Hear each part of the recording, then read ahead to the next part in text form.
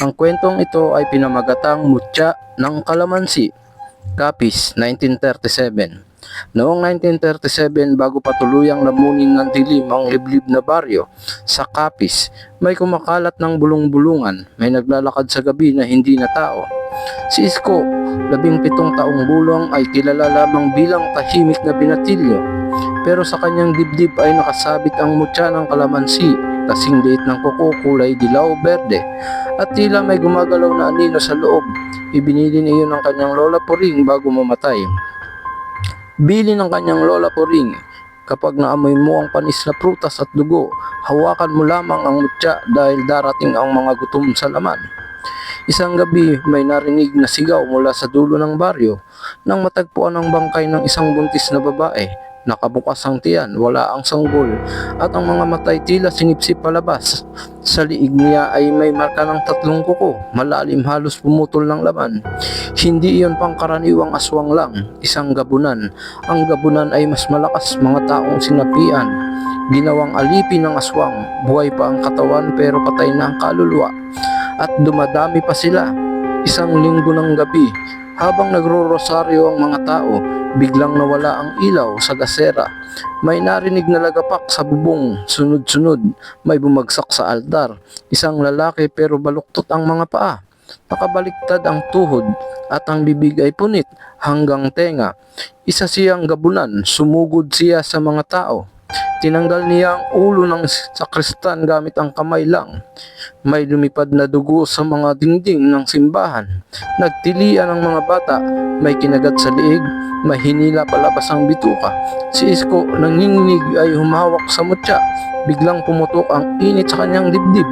Umilaw ang mutya, hindi banal kundi parang apoy na may galit.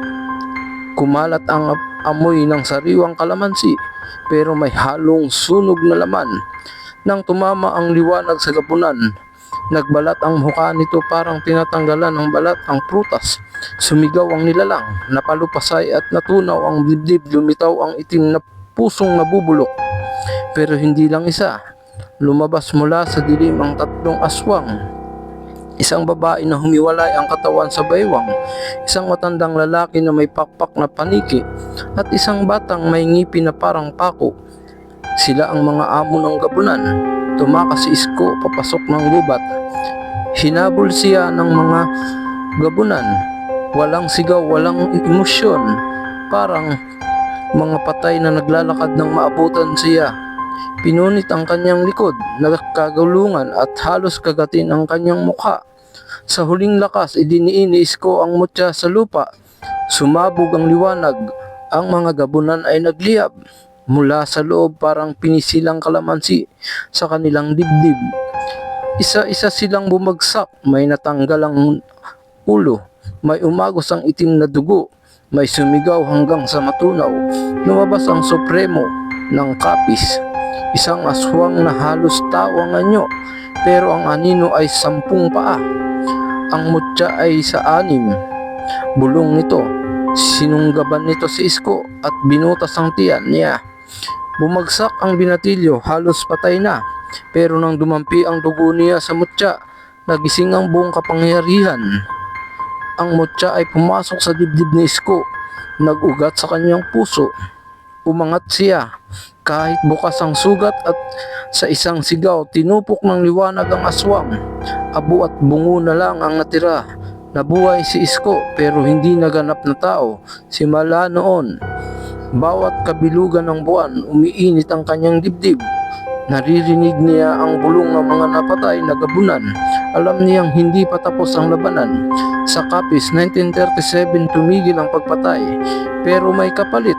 Kapag naamoy mo ang kalamansi sa hating gabi, ibig sabihin gising ang tagapagbantay ng aswang. Akala ng mga tao natupok ni Isko ang supremo ng mga aswang. Tapos na ang sumpa, tahimik ang baryo sa loob ng ilang taong walang nawawalang bata, walang amoy na nabulok na laman sa gabi. Pero noong 1942, dumating ang mas masahol pa nga sa aswang. Mga sundalong Hapon, dumating sila na may dalang rifle, bayoneta at bandilang may pulang araw. Sinakop nila ang baryo. Ginawang kampo ang lumang kumbento. May mga taong binugbog, may babaeng hinalay, may lalaking pinugutan sa harap ng pamilya. Ngunit may kakaiba. Tuwing gabi may nawawalang sundalong Hapon. Walang bangkay, walang dugo, pero may naiiwang amoy ng panis na kalamansi at nabubulok na bituka. Hindi alam ng mga Hapon na ang gubat ng kapis ay pinamumugaran pa rin ng gabunan. Mga taong iniwan ng aswang pero hindi tuluyang namatay. Nang nagsimulang manghuli ang mga sundalo ng sibilyan, nagising ang gutom ng mga nilalang. Isang gabi, nakita ni Isko na ngayon may pilat sa buong katawan ng iyang sundalong Hapon na binubuksan ang tiyan ng sariling kasama habang umunguya ng atay. Hindi na tao ang mga mata nito. Gabunan na. May isang opisyal na Hapon si Kapitan Moriyama na hindi takot. Natuwa, pinahuli niya ang mga gabunan at ikinulong sa ilalim ng kumbento. Doon pinahirapan niya sila. Pinutulan ng paa, binutas ang mata, sinunog ang balat pero hindi namamatay ang gabunan. Sa halip, dumadami sila. Ginamit ng mga Hapon ang gabunan bilang sandata. Pinakawalan sa mga baryo sa gabi, walang putok ng baril, puro sigaw, puro punit na laman. Hindi kaya ni Isko ang panunood. Isang gabi, hinarap niya ang kampo ng Hapon. Nang lumapit siya, nagliyap ang mutya ng kalamansi. Sa kanyang dibdib, mas maliwanag kaysa dati. Halos masunog ang balat niya. Nung umatake ang mga gabunan, piniga ni Isko ang mutya. Sumabog ang liwanag, ang mga gabunan ay nagputok ang mga ulo. Parang sobrang hinog na prutas, may lumipad na utak sa mga pader ng kumbento.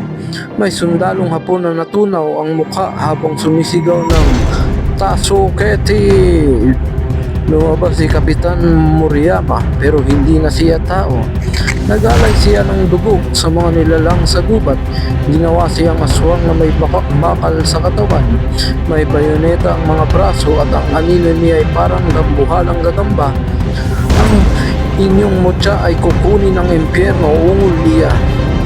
Sinunggaban niya si Isko at binaybay ang likod nito. Kita ang mga buto, bumagsak si Isko sa lupa. Nilulunod ng sariling dugo. Sa huling hininga, hinugot ni Isko ang mutya at dinurog ito sa kamay. Hindi liwanag ang lumabas, apoy na kulay dugo. Nilamon ng apoy ang buong kampo, mga sundalong Hapon, gabunan, at ang aswang na opisyal. May sigaw hanggang sa maputol. May mga katawan na naging abo habang buhay pa. Nang humupa ang apoy, wala na ang kampo, wala na ang mga Hapon, at wala na si Isko. Kinabukasan, natagpuan lang ng mga tao ang isang punong kalamansi sa gitna ng abo, namumunga kahit walang ulan. Sabi ng matatanda, basta'y may mananakop, may aabusong dugo, babalik ang mutya. At hanggang ngayon sa kapis, kapag may sundalong nawawala sa gubat at may naamoy kang kalamansi sa gabi, alam mo na kung sino ang nagising. Wakas.